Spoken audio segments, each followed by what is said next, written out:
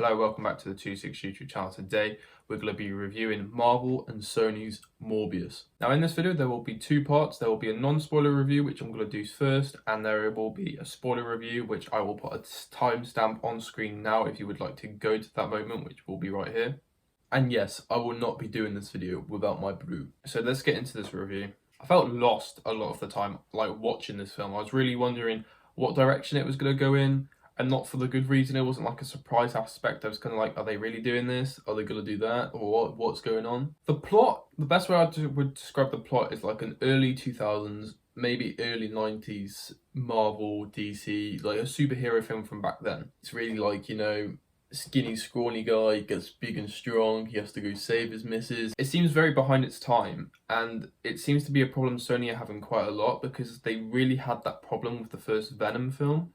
Don't get me wrong, I actually liked the first Venom film. I thought it was alright, and I actually really liked Venom Let There Be Carnage. If it was a bit longer, it would have been a great film. And I really had expectations going into this film from the trailers, and it really did look good from the trailers. And I was thinking, I think this is going to be better than both Venom films, which I'm just going to straight up say now, it wasn't. I think an argument could definitely be made on it being better than the first Venom film, but it's fighting. It's not like, yeah, that's better than the first Venom film. It's like, it really is fighting for that.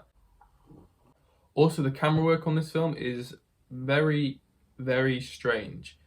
I feel like they're really trying to, show people, we can do it just like the MCU. Like, look, we're doing all this cool camera stuff. And I feel like you kind of get took away from this being like, whoa, I feel really in the moment right now, to this feels like too much. The only shots that I would say actually looked good and I quite enjoyed were the POV shots. And obviously I'm saying this in the non-spoiler review because these shots are in the trailer. And they do use them quite a bit, but they look really, really good. And that was like the best camera work I think they did. And it's something Sony used quite a lot. They used them in the Amazing Spider-Man films, and they used it in Tom Holland's most recent No Way Home. Now, if we talk about performances, I think there are some good performances in this film, and I'm sure if you've watched any other reviews or whatever, I'm sure one person that will come into mind or who's been spoke about a lot is Matt Smith. Matt Smith gives an energetic, an amazing, it's really upbeat performance, and it's something that you can really relate to his character and why he's feeling the way he's feeling. However, it does come back down to, I think, Sony and their writing skills, because obviously I won't go into anything in the non-spoiler review, but there's certain dialogue he says, especially towards the end, I'm a bit like, this is a bit, he's expected to say these things, like I said, early 2000s, early 90s, superhero film. It's kind of just got, what you expect. You can make up the plot in your head without even watching the film, and that's the plot.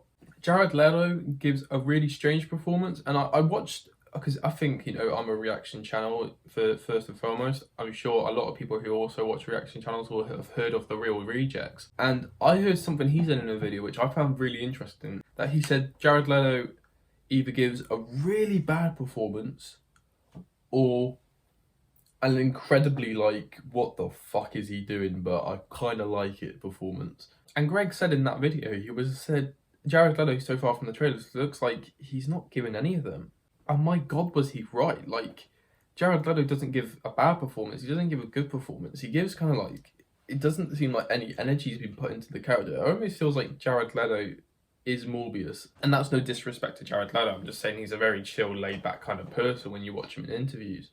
And I really wanted to believe in this character, I really wanted to go through the things he was feeling and really feel emotionally connected. But I think Jared Leto's performance doesn't allow you to do that, because it feels very plain and hard to connect to. Now, I think the person who played the other doctor, the female doctor, I think she was really, really good in this film. I think she was one of the only characters, along with Matt Smith's character, to show a bit of empathy. But if we're talking about the two detectives, right, you've seen them in the trailers, their performances, were not great. Now, I think I'm going to end off this non-spoiler review with my opinion to you. If you have not watched this film, what do I recommend? And it's really sad to say this, but if you're not really a big Marvel fan, I'm not going to recommend you to watch this. I really don't think. I remember when the final card showed up, when it just went Morbius, you know, at the very end, I was kind of sat there going, no, that wasn't good. However, if you are someone who's a Marvel fan like myself, you know, I literally have Spider-Man tattooed onto my body. Kind of hurts doing this because I only got done a few days ago, but like, you see what I mean? Spider-Man's chilling there. Like, I'm a big Marvel fan, so no matter, I had read the reviews online and I was always going to give this film a chance. And if you are a Marvel fan, you've got to give this film a chance. You've got to not let other people's opinions change whether you watch this film or not, because to us Marvel fans, us nerds, you know, we've kind of got to watch all these. We've got to give our opinion, and I feel like it's important if you are a Marvel fan, you know, you can't say anything about this film unless if you've watched it. So I feel like, just through your own sake, if you're a Marvel fan, go watch this film. Give it a chance. I give it a chance. I didn't like it. If you give it a chance, you might like it, because I have seen some people have saying they like this film. I literally just watched. I've only watched a little bit, but I watched some of the Real Rejects' first reactions coming out, and it sounded like they quite liked the film. So I mean, some people will like it, some people will not. I'd give it a chance, but if you're someone who's like not massive on seeing this film, I would probably wait until it comes out on digital release. Now, this is where the fun begins. You guys might have skipped to this bit, so if you are, hello! If you haven't, hello, I'm here again. Now we're going to be kicking off with our spoiler review. So, obviously, the points I've spoke about, I'll go into more detail, and I'll speak about things that I wasn't able to speak about then. Start with, the thing that has to come into my mind straight away is this film, the first chunk of 20 minutes, 15 to 20 minutes, feels like it was in the wrong order. And like, I'm not even taking the piss there. If you've watched this film, which I'm guessing you have if you're watching the spoiler review, you probably thought the exact same. Like, from the trailers, I imagined, you know, when he's in that different country, you know, slits his hand, you know, so he gets all the bats coming. I thought that was going to be a plot point, maybe like half an hour into the film, you know. I thought the boat that we've seen on the trailer, the boat scene that happens, I thought that would have been on the way back from coming from there. That's what I thought in my head would have happened. I think that would have made so much more sense, which is now making me think, why wasn't I writing for Sony? But yeah, the film starts off in that country. I can't remember exactly what country, but it starts off there, which is the most random of starts. You don't know how he got there. You know, they got there on a helicopter. He then summons all these bats with this machine, and then the other people leave on the helicopter. How does Morbius get out of that situation? And before that question can get answered for us, we have a flashback. And by the way, this is the one thing that is stuck to my head the whole entire time while thinking about this film. When they transition from that place to the flashback, they use like an old-fashioned like slideshow like circle thing, which, you know, is something that's been seen in films, especially, you know, classic Star Wars, but it just wasn't fitting in this situation at all, because one, it's the only time they use it in the film, which just makes the film look a bit cheap. Because at least in Star Wars, when they're using these transitions, these like weird circle ones, one, the time was years ago, and two, they use it for those transitions throughout the films. So that is literally, you know, not even 5 minutes into the film, and I'm already going, what are they doing? Now, this film felt very rushed, because obviously in the flashbacks, you're kind of meant to believe these two really are like, you know, childhood friends or whatever, but you've literally seen them together for like 5 minutes, and then one of them's getting shipped off to, you know, do like private school or whatever Morbius went to do. I didn't click with their relationship. I didn't click with their relationship as children. I kind of clicked a little bit when they're adults, apart from when they started turning on each other. That's when I was a bit like, this feels a bit like you're just trying to make a narrative now. And then after the flashback, it goes to Morbius accepting, or, you know, he doesn't accept, but he gets offered an award from the Swedish king or queen or whatever, the royal family from Sweden. You don't even see him, you know, say no to this or anything. It's just on the papers after, and it's just a part in the film. Like, I know they cut a lot from this film, because I only recently like watched the trailer when I got back from watching this, and I noticed there's so many scenes that weren't in there. There's a scene of doctor, I can't even remember her name, but the female doctor, that's how much I cared about the film. I can't remember her name. There was a shot of her running through a forest that was not in the film. There was a shot of the two detectives in a forest. There was a shot of Morbius's father figure talking to him on a bench. That did not happen. I feel like they went through this film a lot and scrapped a lot of things after Spider-Man No Way Home, and I feel if they kept those in the film, it might have made it better. So we're not even, like 10, 15 minutes into this film, and we've already, he's already got the bats, he's already trying experiments, or he's already, like, wants to go international seas and inject himself and whatever, and it's just, it felt so rushed to me. Now, don't get me wrong, that boat scene, right, because I can't be shitting on a film and saying there's no good parts. That boat scene was really good. The way that they choreographed all the fight scenes, I thought the slow motion Morbius movement, that was the best it was in the film, in my opinion, in that boat scene. When they shoot at him, when he dodges past the bullets, he kills them. The only time I thought, and I'll go into this in more detail later on, but the only time I thought the movement of the high speed movement was bad was when Morbius and what was his name? That's what I mean. Like, this is just like, ugh. Morbius and some geezer beginning with an M, but I'm just gonna call it Matt Smith's character. When they were going at it, it just like it felt like a bit of a mess because you got this whole like. So imagine that I'm here like this, and it's like moving really quickly, but then you've got like this kind of like smoky stuff like trailing from whatever like the main focus is, and when you've got two main focuses and you're doing that to both things, it just becomes like a whole like painted swirly mess on screen, and sometimes it's really hard to follow what was going on. And going back to this being like a 2000s superhero film, right? One thing that really clicked to this, and this was on the boat scene, so I'm still gonna shit on the boat scene a little bit, was when the guard or whatever from the boat comes down with his gun and he's talking to Doctor whatever her name is, and Morbius just disappears from the bed, right? He's there 1 minute, they're chatting away, they look back, oh, he's gone.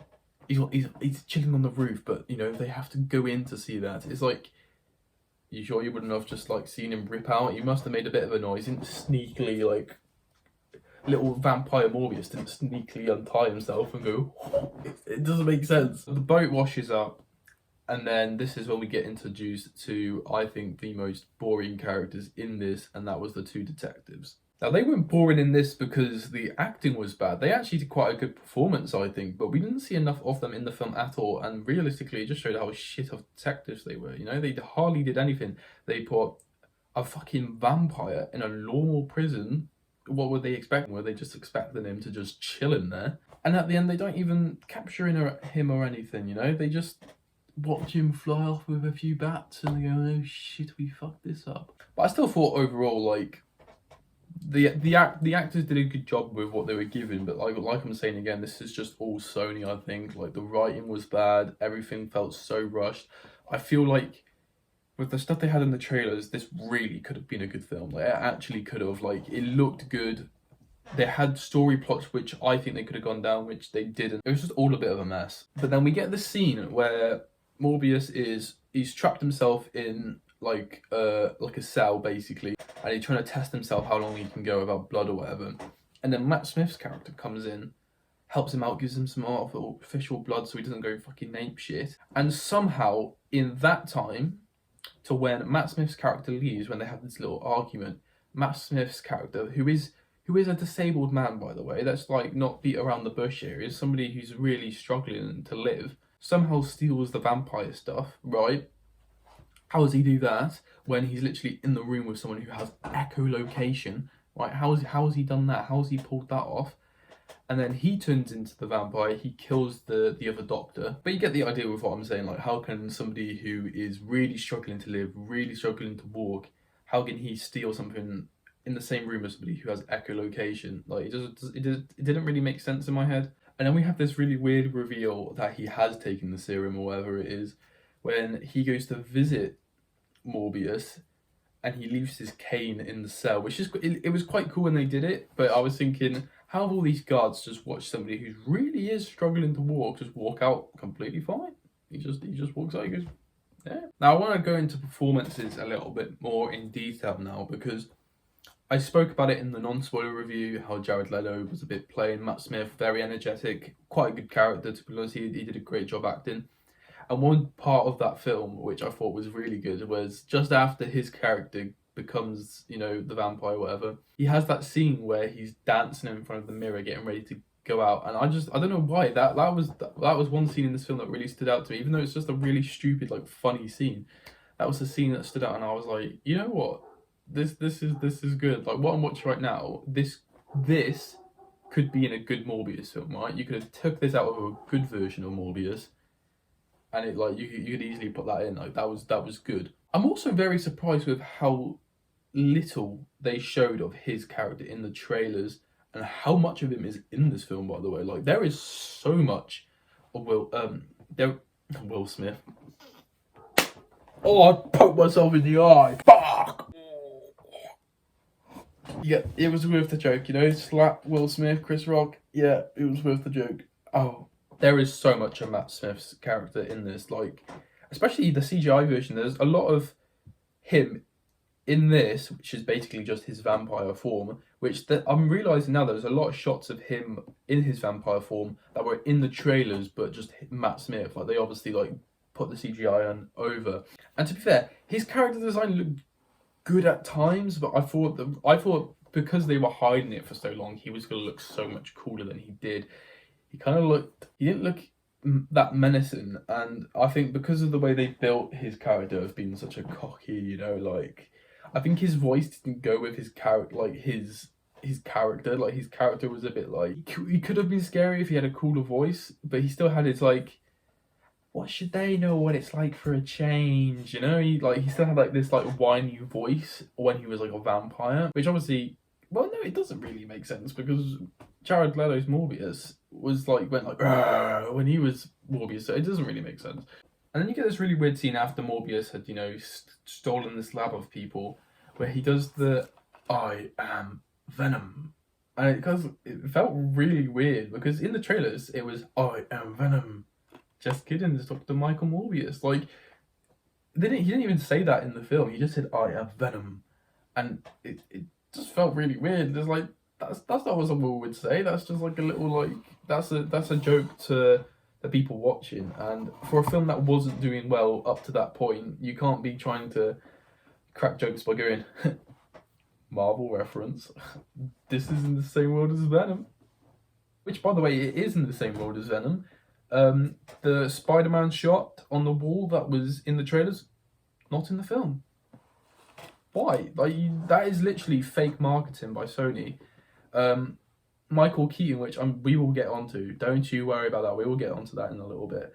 But he is literally not in the film. He is only in the post-credit scenes, which is just like, you showed him a lot. You showed him the first teaser trailer of him going, "What's up, Doc?" That wasn't even in the film. So we get onto our big final battle here, lads. Ooh, watch out, it's a big one. Do you want to know how he kills him?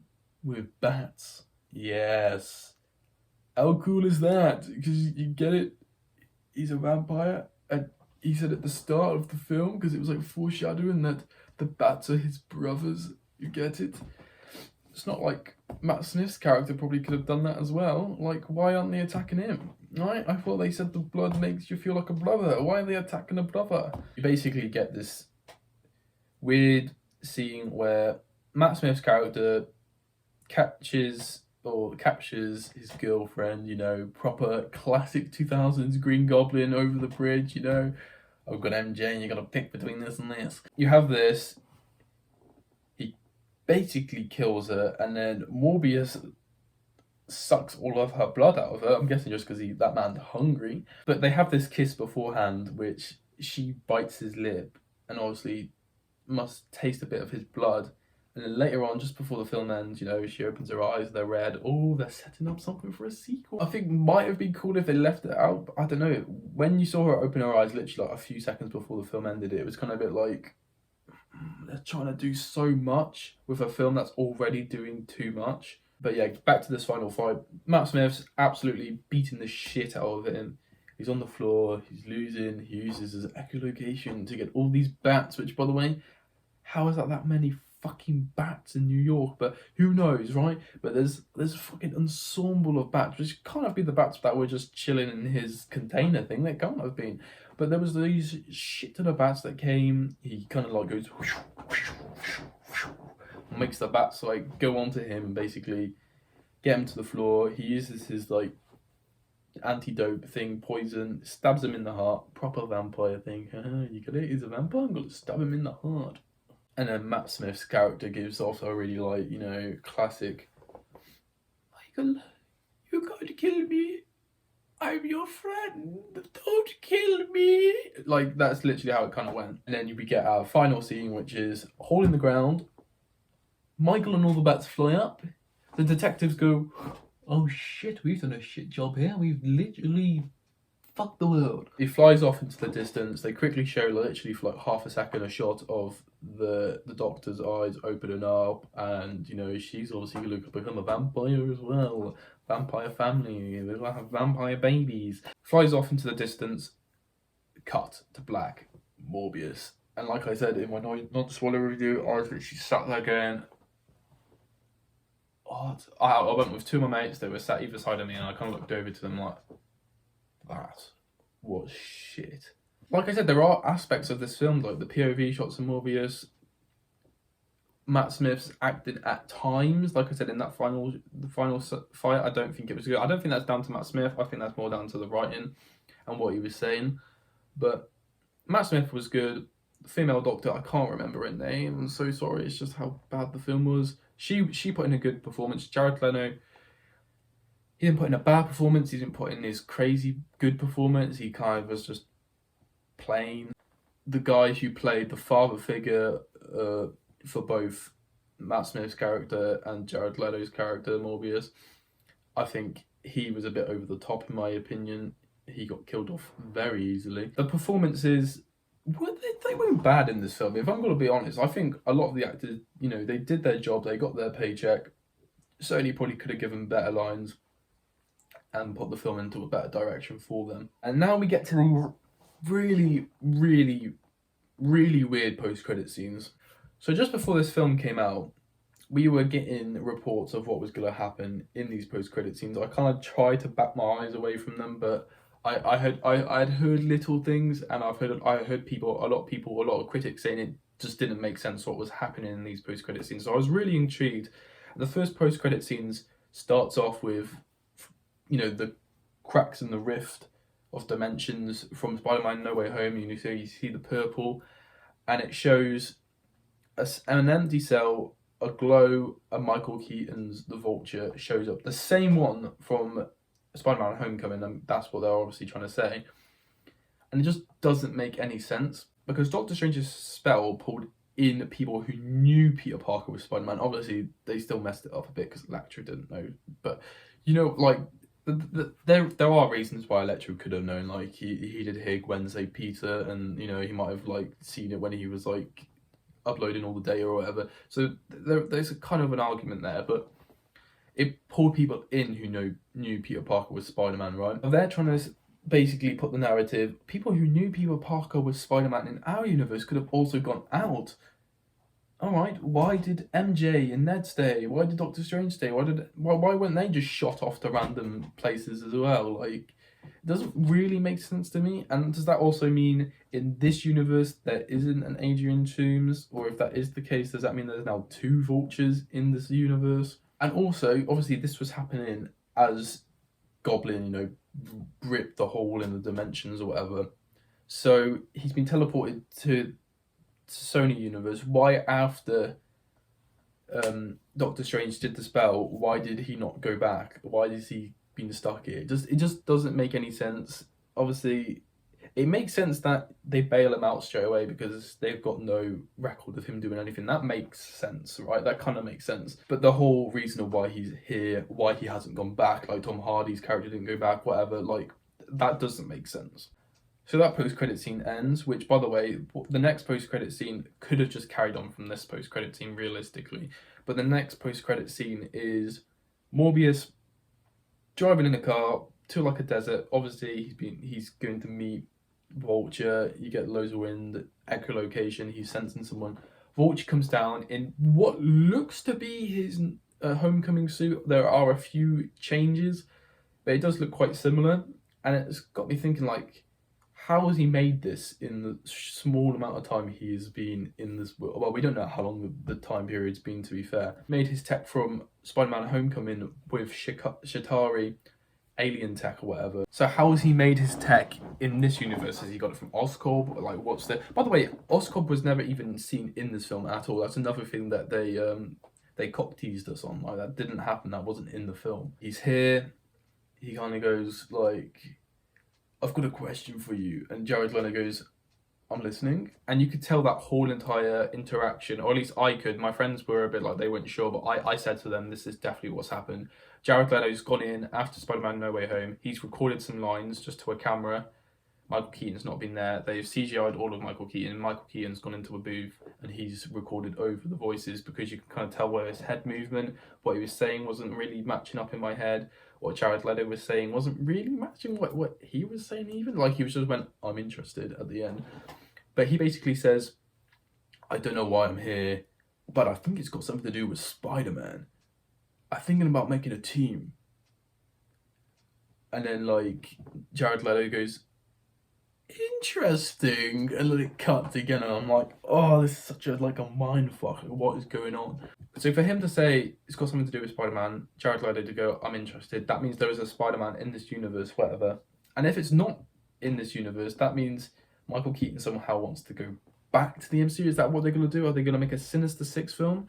And then they're going to try and make all these Sinister Six villains transport to the MCU to fight Tom Holland's Peter Parker. Because it does seem a bit messy, and it is hitting. They obviously have a Kraven the Hunter film coming out. It sounds like they've got a Black Cat film coming out.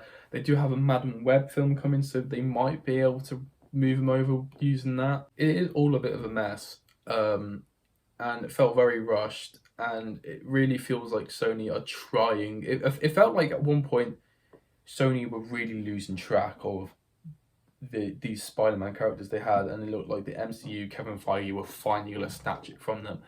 And now it looks like Sony going, you know what? No, we've seen the success of Spider-Man No Way Home. Venom Let There Be Carnage did quite well, like money-wise, it did. So it feels like they've gone, you know what? We're throwing all our money into the pot here. We're just going to go all out, and we're going to try to do this by ourselves without you, Kevin Feige. I feel like that's what it feels like they're doing. They're going to try and make a Sinister Six film. They're going to probably make 6 films with different villains in, and then they're going to make a Sinister Six film, and then they're going to try get those Sinister Six villains to fight Tom Holland's Spider-Man. Did you just listen to what I said? Like, do you know how crazy and how much sense that makes? So yeah, it's left us in a very confusing situation. I'm also interested now to how Kevin Feige feels about this. Like, was Kevin Feige happy? Obviously, it's all Pascal and Sony, it's all their property. They're allowed to just take Keaton from there if they want. They're allowed to just take Tom Holland's Spider-Man if they want. That's the scariest thing. Or will they now build this up to fight a different Spider-Man? And realistically, I think if you really want to make some of these characters, Venom, Morbius, fight against the Spider-Man, realistically, it does make the most sense to have them fight against Andrew Garfield's one, because that's kind of like you can put tone for them. It's weird. You've got so many of these Spider-Man villains without a Spider-Man origin story now going to fight Spider-Man, or they're going to build to that. And it just doesn't really make much sense. Anyway, overall, Morbius is a film that takes you through a lot of emotions, a lot of confusing emotions, but nevertheless, there is still good things about it which you can appreciate and you can enjoy. Therefore, I'm going to give this film... Oh, this is so bad for my second review on this channel, but I'm going to give this a 4... What do I give it? A 4.5 out of 10, which is pretty low, to be honest. It's below average. Anyway, I think I've been waffling on enough right now. If you guys would like to see more reviews from me, that would be great. I want to start doing more original stuff. Reaction videos are fun, I love doing them, but I also feel like I want to show off who I am and really give my opinion about certain things, and I feel like I can do that through film reviews. Like I said, I've only ever done one review on the channel, and that was my Eternals review, so if you'd like to go watch that, it will be right here. Thank you guys so much for watching. Please like, subscribe, see you in a bit.